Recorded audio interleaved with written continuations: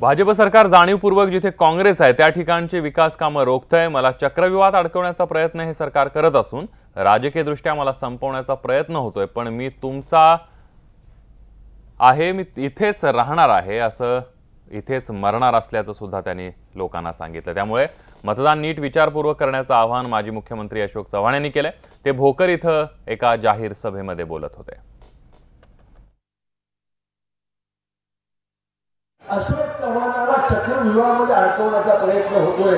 मला लक्षात येते की राज्याचा मुख्यमंत्री तीन वेळा अशोक चव्हाणाच्या विरोधामध्ये प्रचार करायला येतो, म्हणजे अशोक चव्हाणाची भीती किती वाटते ह्याला लक्षात ठेवा, किती भीतीला वाटते। मित्रो, एका अशोक चव्हाणासाठी केंद्रातले मंत्री, राज्यातले मंत्री, पंतप्रधान, मुख्यमंत्री मित्र दाखवून द्या, यांना दाखवून द्या। मला चक्रव्यूहामध्ये अडकवण्याचा प्रयत्न करत असाल तर नांदेडची जनता तुम्हाला उठून टाकल्याशिवाय राहणार नाही।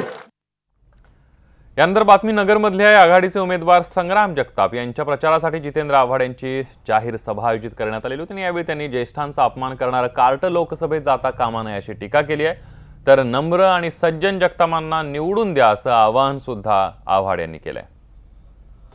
म्हणजे वडीलधाऱ्यांचा मान ठेवावा, त्यांचा सन्मान ठेवावा, त्यांच्याशी आदराने वागावं, ही या मातीची शिकवण विसरलेलं तो कार्ट आहे। कार्टच म्हणावं लागेल ना, एवढा आगाव, एवढा मगरूराला काय म्हणणार आपण। आणि त्याच्या उलट म्हणजे आम्ही पवार साहेबांच्या समेत असे समोरासमोर फिरत असतो, पण कसे आहे पवार साहेबांनी डोळे मोठेही केलेले दिसले नाहीत आणि कधी रागवले नाही, आम्ही पाहिलं नाही। शेवटी माणुसकीचं नातं असताना एवढं 30-35 वर्षाचा नवीन गेला आणि तिथे जर आगाऊपणा करेल याचं नेहमीच्या काँग्रेसच्या सवयीसारखा, तर कसं काय चालेल? तिथे वेगळंच वातावरण आहे। पण असो त्यांचं वातावरण, त्यांना लखलाभ असो, पण असा आगाऊ, असा विचारी, दुसऱ्याचा अपमान करणारा कार्ट लोकसभेत जाताच कामा नये, हा निर्णय तुम्ही आता गावकऱ्यांनी घ्यायला हवा, या सांगण्यासाठी आम्ही दोघे आलो।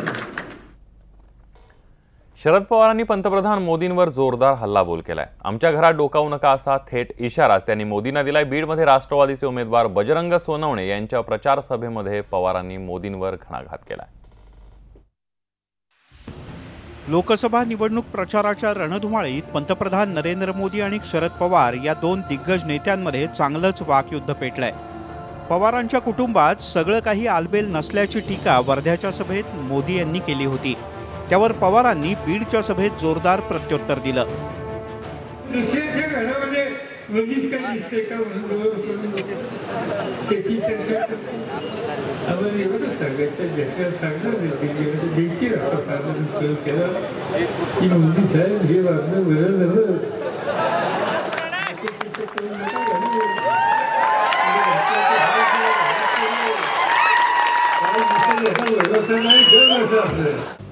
पुलवामा हल्ल्यावरून पवारांनी मोदींवर आरोप करत जागतिक दबावामुळे कॅप्टन अभिनंदन याची सुटका झाल्याचं सांगितलं।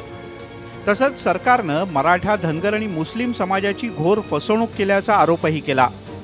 तिकडे धनंजय मुंडे यांनी आपल्या भाषणातून पंकजा मुंडे यांच्यावर हल्लाबोल केलाय। देशाची घटना बदलणं चिक्की खाण्याएवढं सोपं आहे का, असा खोचक सवालही त्यांनी केला। खासदार यासाठी निवडून द्यायचा आहे भाजपचा की आम्हाला परमपूज्य डॉक्टर बाबासाहेब आंबेडकरांची घटना बदलायची। अरे घटना बदलणं चिक्की खाणं एवढं सोपं नाही आहे। लोकसभा निवडणुकांचा प्रचार आता रंगात आला असून एकमेकांवर आरोप प्रत्यारोपांच्या फैरी झडू लागलेत। आगामी काळात हे वाकयुद्ध अधिक तीव्र होणार असून विकासाचे मुद्दे मात्र बाजूला पडताना दिसत आहेत। सुरेश जाधव, न्यूज 18 लोकमत, बीड।